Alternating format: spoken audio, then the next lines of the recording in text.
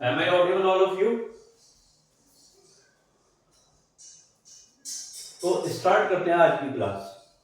आज की क्लास में से पहले मैं आपको एक मोटिवेशनल थॉट देना चाहता हूँ कि जनरली आप लोग क्या होते हैं, कुछ लोग सही समय का इंतजार करते रहते हैं कि जब मेरे पास सही समय आएगा तब मैं ये एक्शन लूंगा, जब मेरे पे सही समय आएगा तब मैं वो वाला एक्शन लूंगा। लेकिन आपको ये पता होना चाहिए कि लाइफ जो है संघर्षों से भरी हुई है। और संघर्ष का मतलब ये नहीं कि आप किसी से जाके लड़ आए। संघर्ष का मतलब होता ही कर्म है। आप जितना कर्म करेंगे उतना ही आपको आइडिया लगेगा कि कौन सी चीज सही है या कौन सी चीज गलत है। चलिए इसी क्रम में आज की क्लास हम स्टार्ट करते हैं। करंट अफेयर की सीरीज में आज की पहली सुर्खी है कि XAI ने ग्रोकीपीडिया लॉन्च किया है। हमारा दूसरी सुर्खी है कि यूपी में 76वें नंबर का जिला बनेगा कल्याण सिंह नगर। और साउथ कोरिया ने हुनामो मिसाइल का सफल परीक्षण किया है। और IUCN ने कानूनी प्रस्ताव 007 मृदा सुरक्षा पारित किया है। और चाइना के प्रेसिडेंट शी जिनपिंग की मुलाकात यूएस प्रेसिडेंट डोनाल्ड ट्रंप से हुई है। चलिए अब हम बात करते हैं इनके ऊपर डिटेल में। हमारी पहली सुर्खी कहती है कि ग्रोकीपीडिया लॉन्च किया है XAI ने। मतलब जैसे आपने सुना होगा विकिपीडिया। विकिपीडिया पहले विकिपीडिया होता था जिसपे हम किसी भी टाइप की जानकारी ले लेते थे। और विकिपीडिया में एक ऑप्शन भी होता था कि हम उसमें कुछ एडिट भी कर सकते थे या कुछ अपना कुछ और भी लिख सकते थे। तो उसे जो है एक्स के एलन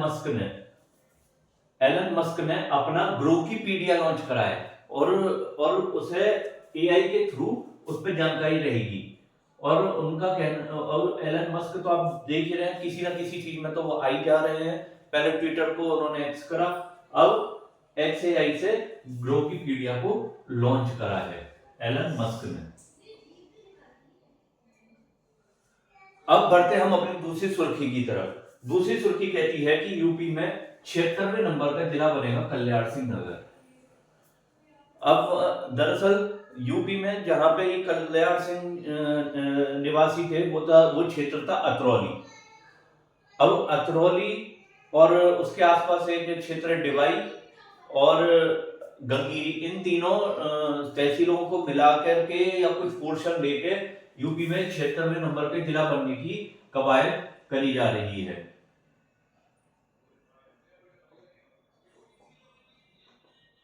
डिवाई, गंगीरी एंड आपका अतरौली। अतरौली ये इनकी कल्याण सिंह जी की जन्मभूमि थी और कर्म भूमि थी। इस वजह से इसको निकाल के एक अलग जिला बनाया जा रहा है कल्याण सिंह नगर, जिसके लिए कंसर्निंग कमिश्नरी में रिकमेंडेशन भेजी गई है। शासन की पत्रावलियां चल रही हैं। अब हम चलते हैं अपनी तीसरी सुर्खी की तरफ। तीसरी सुर्खी कहती है कि साउथ कोरिया ने ह्यूनामो मिसाइल का सफल परीक्षण किया है। अब देखते हैं कि ये हुनामो मिसाइल है क्या। हुनामो मिसाइल को साउथ कोरिया के हिसाब से इस मिसाइल का नाम है मोन्स्टेरस मिसाइल।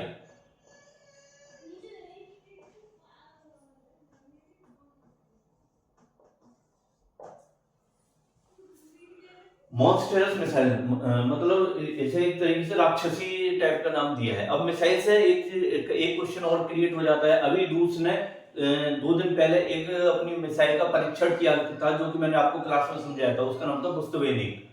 जो जो रशिया कह रहा है कि वो मिसाइल ने 15 घंटे का सफर तय करा है और 14,000 किलोमीटर रेंज तय करी है। और जबकि और उसका कहना ये भी है और रूस के राष्ट्रपति का कि ये 20,000 किलोमीटर तक की भी रेंज तय कर सकती है ये मिसाइल। रशिया ने कौन सी लॉन्च करी है? बुस्तवेनिक। ये एटॉमिक मिसाइल है। और इंडिया की हाइपरसोनिक मिसाइल कौन सी है? इंडिया की हाइपरसोनिक अभी मिसाइल लॉन्च हुई है, उसका नाम है ध्वनि।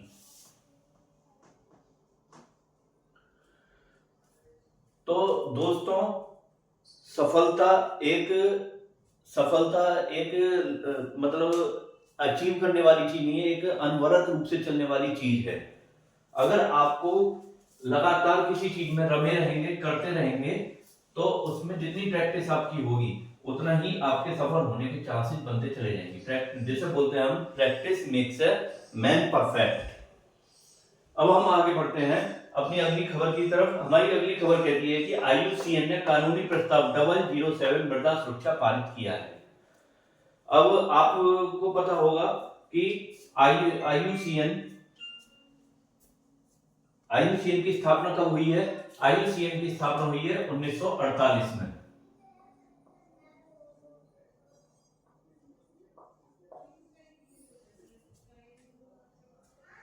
और इसका मुख्यालय कहाँ है? इसका मुख्यालय है ग्लैंड में।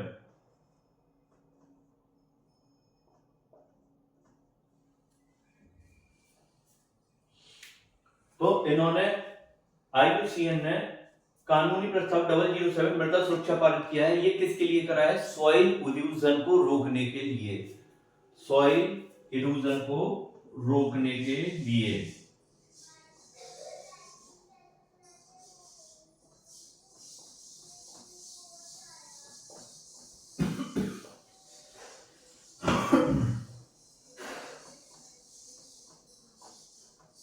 मृदा कटाव को रोकने के लिए। अब हम अपनी लास्ट सुर्खी की तरफ चलते हैं। हमारी लास्ट सुर्खी कहती है कि चाइना के राष्ट्रपति शी जिनपिंग की प्रेसिडेंट डोनाल्ड ट्रंप से मुलाकात हुई है। इसमें डोनाल्ड ट्रंप ने जो टैरिफ लगा रहे हैं वो कंट्रीज पे, उन्होंने चाइना के टैरिफ पे भी थोड़ी सी कटौती करी है, पूरी कटौती नहीं करी। और दूसरी चीज वो कटौती करी तो जो इनके जो प्रेसिडेंट शी जिनपिंग, इन्होंने भी अमेरिकन सोयाबीन को आयात की अनुमति दे दी है।